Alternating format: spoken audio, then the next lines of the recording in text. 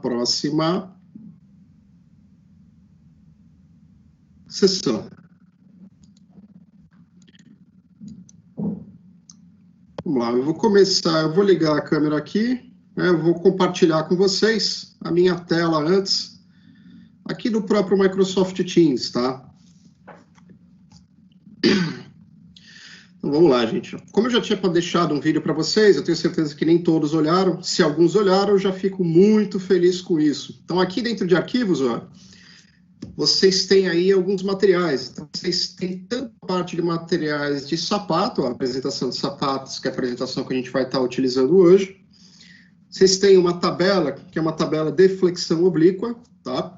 E nós temos aqui um exercício proposto e um exercício aqueles que já fizeram ou que utilizaram, né, o próprio SMAT Studio, você já pode estar trabalhando com esse cara. Então, qual que é a ideia que eu queria fazer com vocês, né?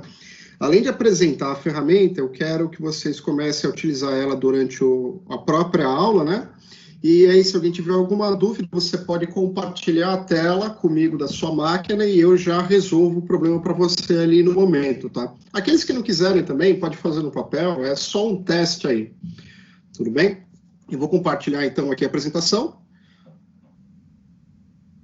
Deixa eu só me recordar como é que eu deixo de liberar aqui a tela com vocês, tá?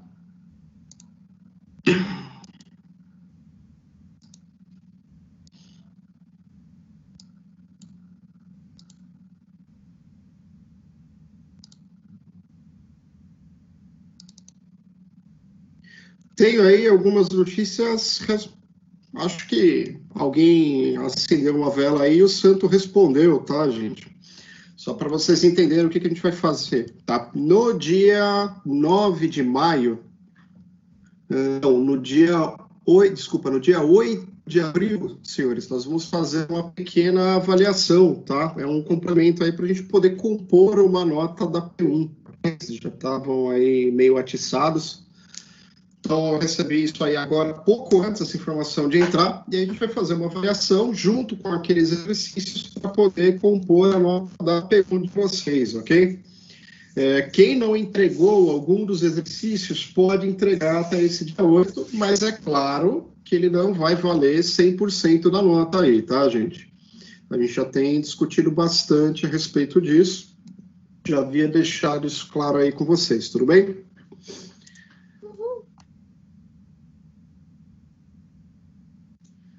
Oito. Dia 8, Raquel. A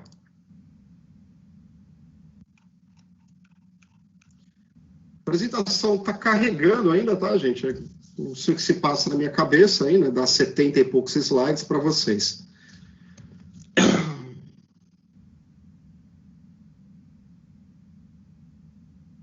Professor, pode esse arquivo exercício 1, a gente pode abrir direto? O que é ele? Pode fazer o download. Eu já deixei o título ali do enunciado para vocês, né? Já com o desenho, com as variáveis, eu quero até depois perder um pouquinho de tempo para explicar essa ferramenta para vocês. Então, acho que é uma vantagem aí que a gente pode ter durante a aula, tá? Mas você pode fazer o download e responder nela mesmo. Então, é só um exercício aí para vocês começarem a entender a parte de sapatos. Qual que é a vantagem das sapatas, tá? Comparado com os blocos sobre estacas, o detalhamento é muito mais fácil, tá? Ele é muito mais rápido. Vocês vão perder um pouquinho mais de tempo em relação ao cálculo, mas a solução aí em desenho ela é muito mais prática, tá? Vamos lá, todo mundo está vendo a minha apresentação? Isto foi uma pergunta, tá? Um ponto de interrogação no final. Sim. Okay. Perfeito. Vocês podem também aí estar conversando comigo. Se alguém tiver alguma dúvida, pode me parar com o áudio, tá? E eu respondo isso. Espero que vocês tenham lido, como eu pedi para vocês. Né? Eu quero acreditar nisso. Vamos na continuidade aqui. Então, naquela primeira aula, na aula passada, eu havia passado para vocês o que eram essa parte das sapatas. Eu dei só uma introdução, mas bem de leve, tá? A respeito dessa conceituação, né? O que se trata uma sapata? Elas são essas fundações superficiais ou diretas, e que a ideia é que eu transmita esse carregamento direto para o solo. É praticamente é igualzinho um carregamento, a diferença é que eu não tenho as estacas. É carregamento transmitido diretamente, e esse solo ele costuma ter uma boa composição. Então, nós temos aí alguns tipos de sapata, né? Eu posso classificar elas como isolada, corrida, associada, alavancada, tá? Então, a gente vai ver todos os tipos. Inclusive, aquela tabela de flexão oblíqua, eu espero que dê tempo de mostrar para vocês, mas é para calcular a sapata quando ela descola do solo, tá? Então, isso aí acaba sendo muito importante. Existem algumas situações em que essa ocorrência é normal, tá? Eu vou mostrar para vocês, até citar alguns exemplos de estrutura, para que vocês possam entender um pouquinho melhor. Aqui eu já arrumei, são todas as simbologias que vocês vão estar trabalhando, né? A única coisa que vocês vão começar a perceber, diferente de blocos sobre estacas, é que a gente vai começar a dividir o que é uma carga permanente e o que é uma carga acidental. A somatória dessas duas cargas, ela vai dar justamente o meu NSK, o meu MSK, tá? Porque a carga final, ela é uma composição de um carregamento permanente e de um carregamento acidental. O que é o carregamento acidental? São as pessoas, tá? Eu costumo utilizar muito exemplo, o carregamento acidental ele é variável. Eu costumo brincar pensando na sala de aula, né? Vamos pensar. Nós temos 66 alunos. Do dia a dia da aula, a gente vai encontrar 36, a gente vai encontrar 40, 45. Dia de TP, tem 50, né? P1, 66. Tá? Então, você tem etapas em que você tem uma carga maior. Então, dia de P1, sala está cheia. Né? Então, essa carga ela é variável. Então, por isso, a gente sempre considera alguns fatores. Como eu havia comentado, isso aqui é um exemplo típico da sapata isolada, tá? Essa sapata isolada, ela foi só justamente uma ideia para vocês terem uma noção de como fica esse desenho, o que a gente vai analisar. Então, nós temos aí o colarinho, esse valor, essa incógnita aqui que eu chamo de BF. Eu tenho os balanços, sempre nas direções, né? Então, eu vou ter sempre a direção X e a direção Y da sapata. Eu não vou mais trabalhar com, olha, a direção X é no maior lado da sapata. Isso não me interessa. Por quê? Isso fica muito mais fácil para vocês programarem, por exemplo, numa planilha em Excel. Ou para vocês utilizarem um MATLAB, ou utilizar esse MATStudio, ou sei lá que porcaria vocês querem. Tá? Fica muito mais fácil a gente conseguir trabalhar com essa noção. Então, XP é sempre a dimensão do pilar na direção X, YP sempre a dimensão do pilar na direção Y, tá? Essa área aqui, D2, ou seja, distante D sobre 2, é a área que a gente vai estudar descisalhamento, que eu vou explicar um pouquinho mais para frente aí com calma, tá? Então, é justamente a região onde eu vou avaliar o esmagamento dessa sapata. Então, a gente vai fazer isso de uma forma indireta. Comportamento estrutural. Então, eu já tinha comentado naquela prévia que eu passei para vocês que a gente pode classificar essa sapata em dois tipos. Uma sapata que ela seja flexível, ou uma sapata que ela seja rígida, tá? O que a gente vai trabalhar é exatamente nesse termo aqui. A gente vai estar estudando sempre a sapata rígida. Quando ela fica muito alta, a gente vai trabalhar isso como um bloco, não um bloco de coroamento. Ele é um bloco de concreto, tá? Teoricamente, não precisaria nem de armadura. Quando eu começo a trabalhar com uma rigidez menor, ela começa a ficar próxima de flexível. O que acontece quando você tem essa ideia de flexibilidade? Ela vai se comportar como uma laje. Então, o problema do cisalhamento que nós temos, né, o maior problema dentro de um elemento de fundação superficial, no caso a sapata, é justamente o cisalhamento. Quando eu tenho uma sapata rígida, ela rompe por compressão, ela sofre um esmagamento, tá? Quando eu tenho uma sapata flexível, ela rompe por tração. Eu tenho cisalhamento, ou seja, ela parte, ela traciona nas bielas. Então, é mais ou menos isso que a gente quer dizer. Aqui eu indiquei os balanços, né? Fica mais simples, só que eu vou ter sempre um balanço que eu vou estudar em X e um balanço que eu vou estar estudando em Y, né? Eu vou sempre trabalhar com eles para poder definir quem é a minha altura. Normalmente vai ser sempre o maior entre esses dois caras. O comportamento delas, que eu já tinha comentado, ela vai trabalhar a flexão. nas duas direções, né? E eu vou admitir que essa flexão ela é uniforme. O que significa? A força de tração na minha armadura, em toda a armadura da base da sapata, ela vai ser igual, diferente do que acontece na sapata flexível. Próximo do pilar, eu vou ter mais tração do que nas extremidades. Então, eu já tenho uma força que ela deixa de ser o quê?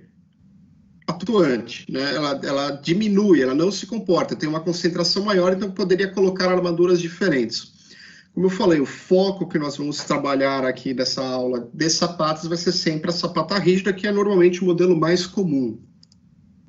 Em relação aos modelos, né, eu havia comentado na aula passada também que nós temos 3 tipos, o elemento finito, que é muito ruim de você fazer, porque dá muito trabalho, tá? O modelo bielatirante, ele é mais ou menos, né, mas ele dá um certo trabalho, e o modelo de flexão. O modelo de flexão é o melhor, tá? Que a gente vai trabalhar com um método aí que ele foi desenvolvido em 1970, que a gente chama de SED 70, que foi o Comitê Euro Internacional do Concreto, para a gente poder resolver, ou seja, eu vou calcular isso como se fosse uma viga, tá? Não vou precisar calcular a posição da linha neutra, nem nenhuma papagaiada do tipo. Isso aqui é um exemplinho do modelo bielatirante e como isso pode se complicar, porque o meu pilar ele pode passar a ter tração, né? Como vocês aprenderam lá em Concreto 2, o que acontece? A posição da linha neutra, quando eu tenho uma flexão oblíqua numa peça de concreto armado, ela é desconhecida. Por quê? Ela pode ter qualquer inclinação de equilíbrio. Então, ela pode estar 0 grau, 1 grau, 2 graus, 3 graus. Não necessariamente a configuração de equilíbrio da linha neutra, ela é para... Eu vou pedir aí o engraçadinho que está trocando os slides.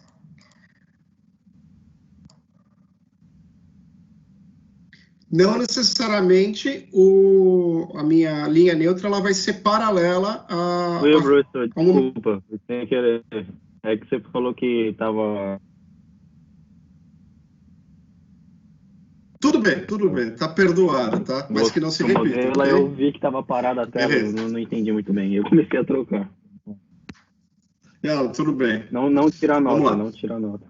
Não vou sacrificar vocês, né? Embora eu até possa, né? Porque eu não vou morrer, vocês não vão me empurrar na escada, eu não estou na faculdade, então eu tenho uma certa vantagem nesse sentido. Bom, deixando as brincadeiras por lado, então fica muito ruim a gente montar esse modelo bielatirante aqui. Então, o que acontece? Quando eu faço uma comparação entre a dimensão do pilar e a dimensão da sapata, se for maior do que 0,3, a gente começa a ter um certo problema. Ou seja, o modelo bielatirante me dá mais armaduras. Mas, quando essa relação ela não é, ou seja, o meu pilar ele não é maior aqui do que, não me dá essa relação do 0,3, eu posso trabalhar com o método de flexão. Então, isso é muito vantajoso, tá? Eu chego numa condição de segurança maior do que acaba sendo proporcionada para o modelo real, que é o modelo bielatirante. Então, nós fazemos uma aproximação, tá? Esse estudo aqui a gente pode encontrar no livro do Calaveira, eu acho que eu não coloquei na bibliografia, depois eu atualizo o material, e eu posso disponibilizar isso aí para vocês posteriormente, tá? Aqui são dados em que vocês já estão acostumados a ver lá em fundações, eu acredito que o professor Pedro, tá? Então, vocês já sabem que a dimensão mínima de uma sapata em qualquer lado, ela é de 60 centímetros. E eu tenho sempre uma profundidade mínima aí nesses terrenos, que ela deve ser pelo menos 150 centímetros, ou seja, o embutimento, tá? Quando eu tenho uma situação em que a obra é muito pequenininha, eu posso embutir ela 1 metro no solo. Por que a gente costuma utilizar essa noção? Porque, normalmente, a camada superficial do terreno, ela costuma ser composta de aterro, costuma ser composta de materiais aí orgânicos, né? Então, a gente escava justamente para você garantir. Então, a gente dá esse embutimento para a nossa sapata. Nós temos o lastro, né? Se não me engano foi o José Geraldo que perguntou para mim a respeito do lastro de concreto, em que, qual que é a função dele? É simplesmente regularizar. Então, você vai ter um cara que vai passar com a escavadeira, o pessoal pode até fazer um apiloamento disso posterior, mas você não tem uma boa... Como é que eu posso dizer? Você não tem uma base boa, essa armadura ela pode ficar inclinada. Então, a gente faz uma regularização com uma camada de concreto magro, concreto sem fim estrutural, é só para você regularizar e você conseguir posicionar a armadura em cima desse lastro, tá? E, claro, para você evitar o contato de águas, né, ou qualquer material com corpo estranho, a sua estrutura, a sua base, para que você comece a ter corrosão.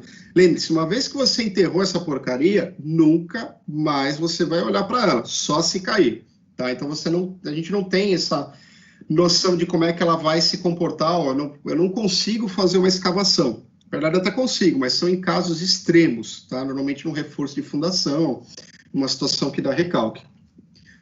Outra coisa que é importante, a gente pode trabalhar também com fundações em cotas diferentes. Então, nós temos uma de arrasamento, aí onde uma cota vai deixar minha sapata, 1,5 metro e outra vai ter 2 metros. Para que eu não tenha influência de uma sapata na outra, o que eu preciso me preocupar? Com este ângulo que depende do tipo de solo, tá? Porque senão eu vou ter um bulbo sendo jogado em cima da cabeça de outra sapata. E aí você não consegue nem dimensionar isso, tá? É difícil até mesmo de você estimar. Então a gente sempre evita. Outra coisa, você nunca faz sapata sobreposta. Nem uma por baixo da outra, nem as duas do mesmo nível. Né? Porque a gente não tem a menor ideia de como isso se comporta. Tá? Então a gente tem que sempre tomar cuidado. Se vocês pegarem um projeto disso, você tem que calcular, você tem que pegar o calculista, ligar para o cara, falar que está errado, tá? Porque realmente está errado. Né? Não se faz isso. A questão do dimensionamento geotécnico, dimensionamento estrutural. Então, como é que vão funcionar os exercícios? Olha só que molezinha, hein? Nós temos 2 pontos, o dimensionamento geotécnico e o dimensionamento estrutural. O dimensionamento geotécnico, isso vocês viram lá em fundações, tá? Eu não vou abordar esse assunto. Então, eu já vou dar uma sapata com a dimensão de base para vocês. E aí vocês vão ter que fazer as avaliações necessárias da parte de concreto, tá?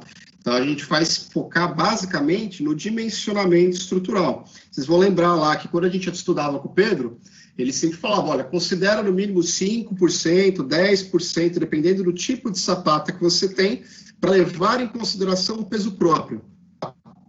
Esse peso próprio é o que você tem ali atuando direto no solo. Então, ele vai estar descarregando, você vai ter uma tensão produzida por isso.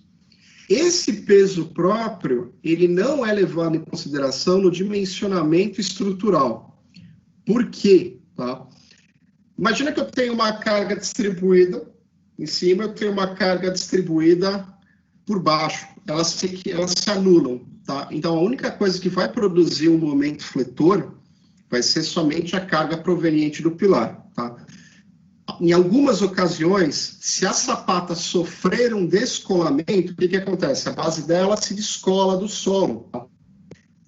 O que acontece aí se você tem que levar em consideração o peso do solo que você tem sobre a sapata. Porque imagina, ela está aqui no solo, ela sobe, este peso vai tracionar a face superior dela. Então, eu tenho que me preocupar em armar também a parte superior. Quando isso acontece, tá, gente, uma recomendação minha de projeto para vocês, façam ela retangular, tá? Não façam ela tronco piramidal, porque vai dar caquinha quando o cara for concretar, até mesmo para ele posicionar as armaduras, tá? Então, vocês fazem ela reta o mais simples possível. Que nós temos aí o que eu comentei a respeito do dimensionamento geotécnico, né? Nós vamos fazer algumas avaliações em relação às condições de estabilidade. Então, eu posso ter um deslizamento atuando nessa sapata, ou seja, por uma carga horizontal produzida por vento, por exemplo, ou um empuxo de solo. Então, digamos que você tem uma sapata em divisa, apoiando nessa sapata você tem uma cortina de concreto armado. Uma cortina, vamos supor um muro de arrimo, né?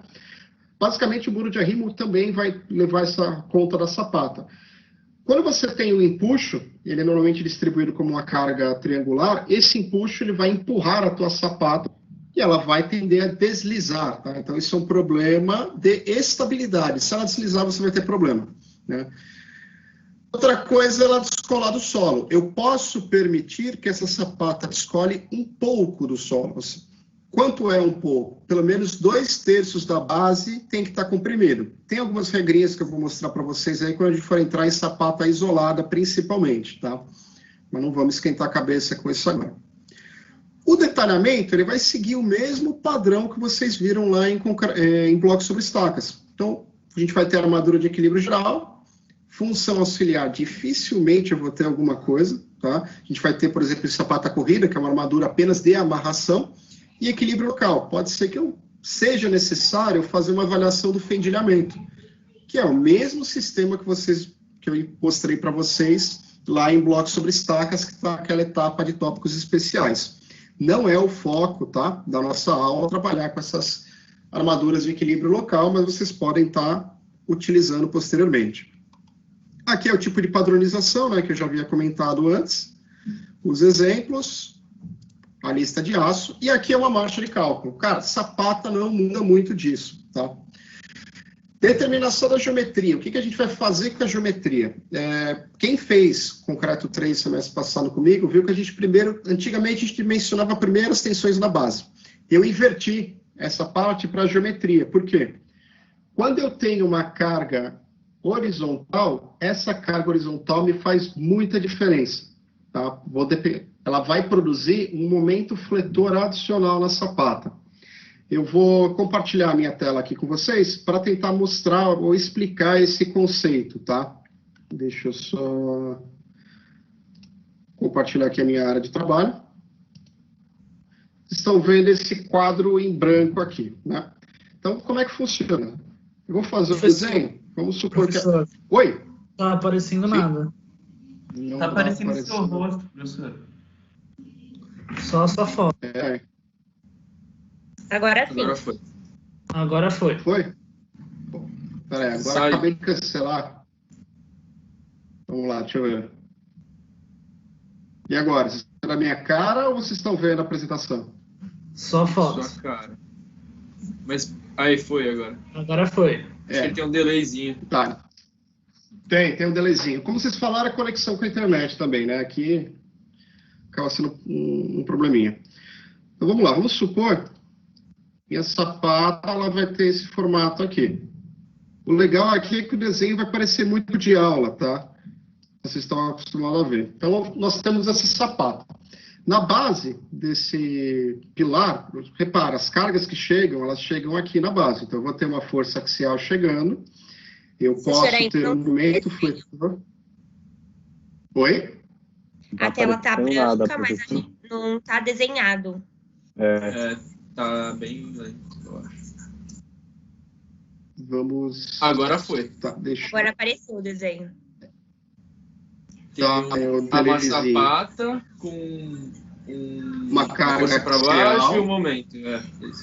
E um momento fletor. Só que além desse momento fletor, eu vou ter aqui uma carga horizontal. Eu vou esperar dar o delay novamente, né? Apareceu para mim. Professor, esse momento é devido à própria terra que está sobre a sapata? Não, esse momento, Alexandre, normalmente ele é proveniente dos esforços de vento e do próprio pórtico espacial. Então, E o pórtico, né? horizontal? Essa força horizontal também, ela vem normalmente do vento, tá? Certo. Então, o que acontece? Essa força do vento, ela vai ter que se equilibrar, ela vai ter que se jogar para algum lugar. Essa força aqui, o que acontece? Como ela chega no topo da sapata, reparem que eu tenho a altura da sapata H. Ela vai gerar aqui para mim um novo momento fletor.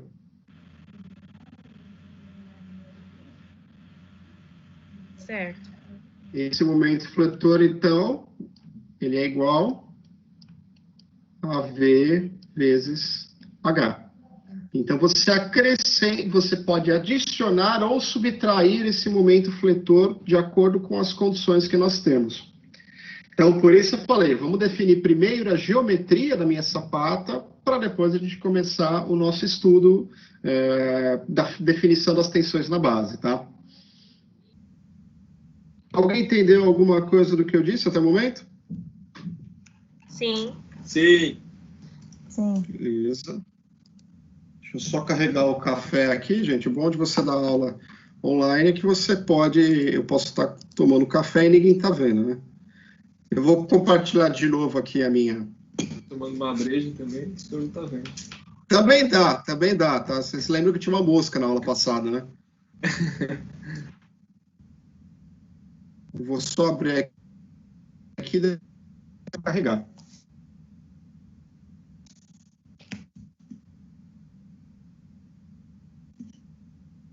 Se vocês estão melhor a plataforma, se ela está um pouquinho ruim, qualquer coisa, a faculdade não vai para a plataforma. Ela deixou livre. E... Professor, tá cortando. Só vai estar cortando muito, professor. Dando muito, hein? Eu acho que até caiu. Caiu. Professor, vamos pro Zoom. Acho que caiu mesmo. É, caiu. Tá Então, vamos conectado. embora, pessoal. Boa noite. Lógico, agora... não, ele mostrou um sinal aqui. Como está fazendo o upload da apresentação de novo, agora está demorando um pouco, tá?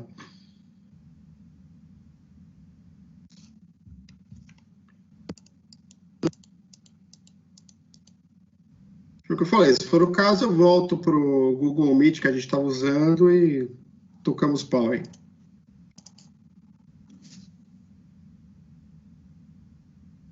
Professor, será que isso é porque, tipo, todos os professores usando ao mesmo tempo, algo do tipo? Aí sobrecarrega? Não, eu acredito que deve ser o meu filho assistindo Netflix na sala, tá? E aí deve estar carregando a minha internet. Entendi. Então, vamos lá. Então, aqui é o passo a passo. Então, vocês têm uma marcha de cálculo para resolver. Então, a gente primeiro vai definir a geometria, depois nós vamos determinar as tensões da base, fazer uma verificação simples de estabilidade, checar o concreto, dimensionamento das armaduras e fazer o desenho. Pronto, é isso que a gente vai fazer para resolver as sapatas. Claro que o problema ele começa a ir aumentando, né? Então eu tenho uma sapata isolada, eu tenho uma sapata alavancada, aí passa a fazer parte do trabalho de dimensionamento da viga. Quando eu tenho dois pilares chegando numa mesma sapata, se eles estão alinhados, de preferência, a gente vai fazer uma viga de rigidez. Aí eu vou incluir o dimensionamento de uma viga. Tá? Para quem já olhou o material, vocês vão ver aí que eu fiz um pequeno resumo de concreto 2 e concreto 1, tá? Para vocês poderem trabalhar com o dimensionamento. Mas a gente vai explicar isso aí com muita calma, tá? Primeiro cara que a gente vai abordar aqui, a gente vai abordar uma sapata corrida, tá? Então, como é que a gente vai fazer esse dimensionamento? O primeiro passo que a gente vai fazer foi aquilo que eu comentei. Nós vamos definir a geometria da minha sapata. Então, reparem, vamos adotar aqui uma regra, tá? A dimensão X vai ser sempre a maior dimensão da minha sapata, no caso de sapatas que sejam longas, tá? Então, o que eu quero dizer isso? Se eu for trabalhar com uma sapata associada, por mais que no projeto ela esteja na vertical, para facilitar as minhas contas, eu vou girar esse cara. Então, eu vou deixar ela com a direção em X e em Y. Isso vai facilitar muito para nós, tá? Por que eu coloquei aqui que o X é sempre igual a 1 metro? Porque a gente vai calcular ela exatamente como se fosse uma laje, né? Então, a gente vai dimensionar a armadura para 1 metro e vou jogar isso para a minha sapata inteira, tá? Esse é o ponto mais prático aí que a gente tem para poder dimensionar. O Y é a outra dimensão da sapata, ele tem que ser sempre maior ou igual a 60, tá? Então, basicamente, essas informações X e Y, vocês sempre já vão estar recebendo, porque isso é uma função do engenheiro geotécnico, tá? Para poder passar isso para vocês. Então, uma vez que tenha isso garantido, eu posso dar continuidade na minha sapata. Aí, o primeiro tópico que a gente vai fazer é justamente o quê? Eu vou definir a altura dela, tá? Essa altura de 2/3 de C é para eu garantir que a minha sapata seja rígida. Normalmente, a gente vai trabalhar com um mínimo de 25 centímetros ou com 80% do meu comprimento de ancoragem. Por que 80%? Tá? É uma recomendação que a gente encontra no livro do Fusco, Técnicas de Armar as Estruturas de Concreto, que é para você garantir a ancoragem do teu pilar na sua fundação. Se você tiver uma ancoragem, se a sua sapata for muito pequenininha e você tiver pouca ancoragem, você corre o risco de você sofrer um arrancamento das armaduras durante uma solicitação de momento fletor. Eu vou ver se eu encontro uma imagem, até que o professor Massal me mandou, de uma situação que aconteceu numa laje. Tá? O cara colocou um pilar nascendo na laje, e depois que eles tiraram a forma, o pilar, com o próprio peso e com o vento, ele foi arrancado.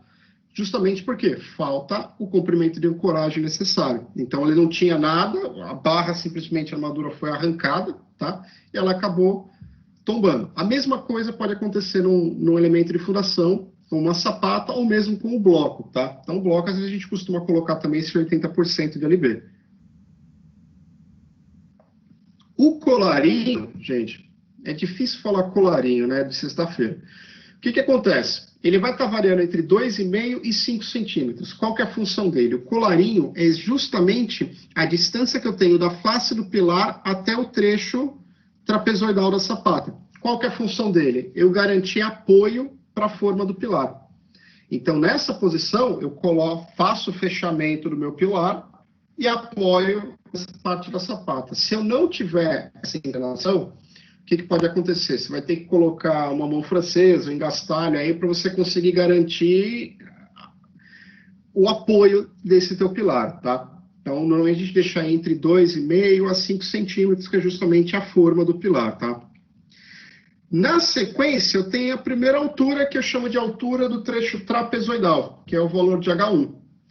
No caso da sapata corrida, lembra que eu falei, ó, o X é a maior dimensão e o Y é a dimensão que pode variar.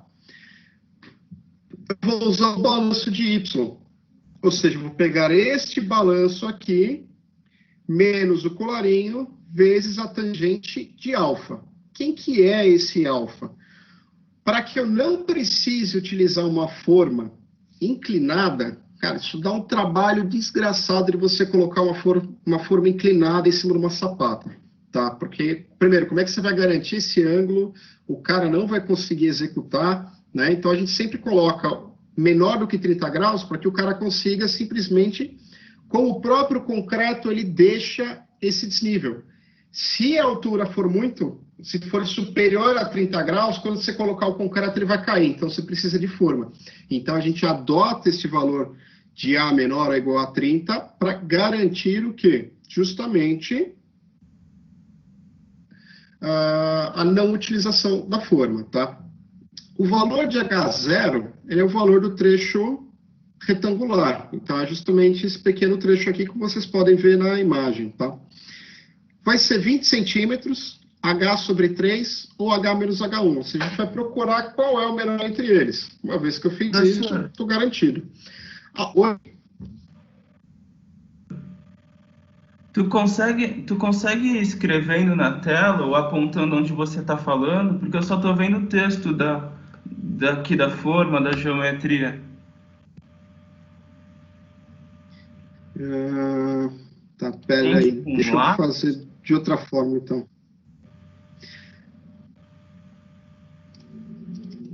Eu acho que não, mas espera aí, eu vou ver se eu consigo fazer isso aqui dentro do PowerPoint, tá?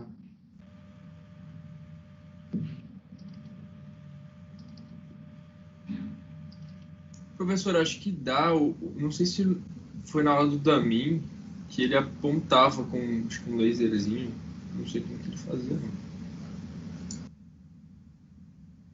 Deixa eu procurar. Vocês me desculpem, eu ainda estou aprendendo, tá, gente? Entrar.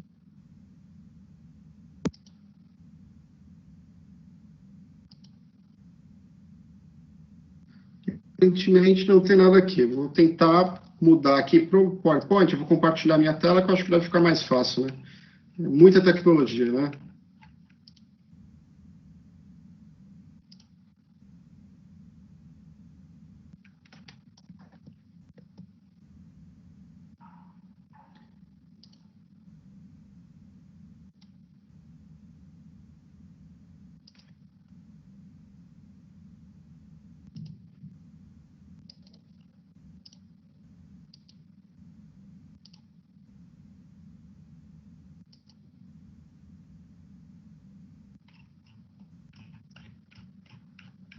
Vou perguntar agora se vocês estão vendo a minha área de trabalho aí com o PDF.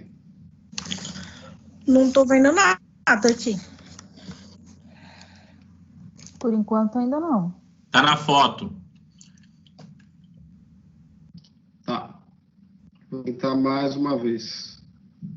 Tá na câmera.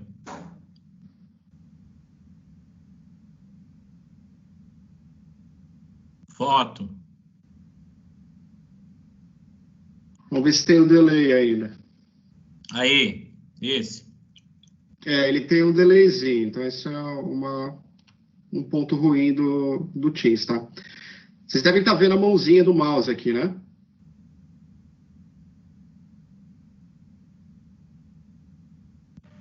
Sim, professor, estou. Então agora acho que fica mais fácil para você poder acompanhar. Então, o que eu comentei, aqui nós temos esse H0, ele vai ser maior ou igual, né, a 20 centímetros, 1/3 da altura, H menos o H1.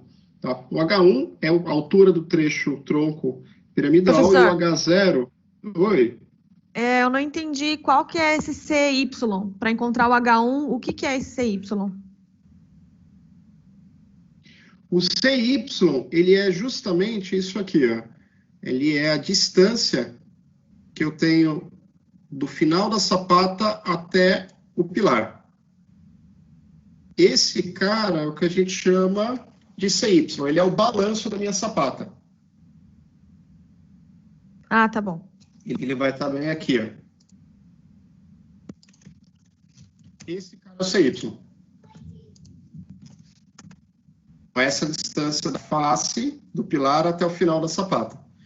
Que é essa inclinação que vai me dar a noção se é uma sapata rígida ou não, tá? Vamos lá. Então, agora, H menos H1 ou a altura do gancho. A altura do gancho, gente, eu prefiro trabalhar primeiro com essas três opções e no final eu tento colocar uma armadura que me garanta essa altura do gancho. Caso contrário, eu subo e inclino esse gancho aqui, tá? Vocês vão ver nos exemplos aí com um pouquinho mais de calma.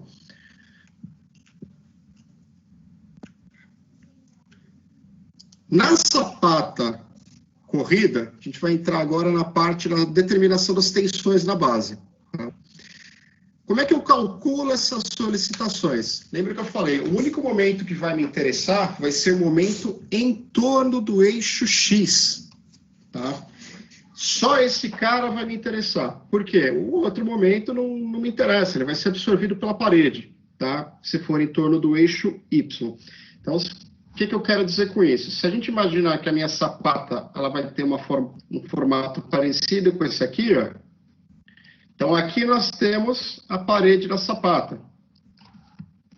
Ou muro, né? Qualquer coisa, cortina, tá? Então, o momento fletor que vai atuar aqui vai ser em torno desse eixo.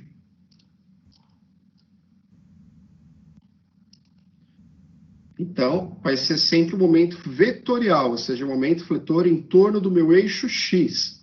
Repara como é que eu faço esta correlação. Quando eu tenho uma força horizontal, então vamos supor que eu tenho uma ação do vento. A ação do vento, ela vai ocorrer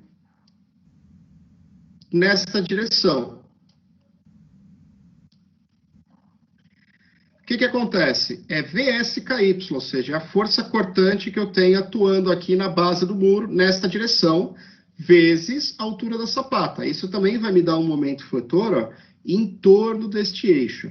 Tudo bem? Vocês conseguiram captar esse conceito?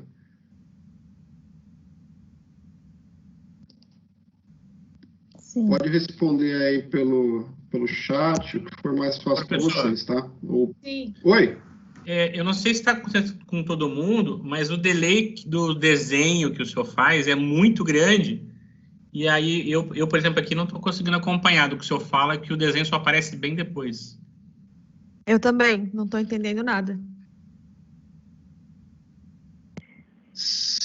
Certo. Deixa eu fazer um negócio aqui, então, gente. Já que não está funcionando bem, eu vou... O que vocês acham da gente voltar da forma anterior que nós estávamos trabalhando? Tem algum problema para vocês? Ou vocês querem fazer isso após o intervalo? Não, pode ser agora.